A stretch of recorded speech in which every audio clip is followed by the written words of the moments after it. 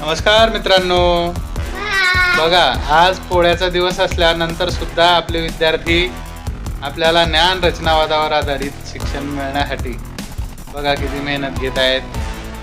सर्वजण कसं कलरिंग काम करत आहेत.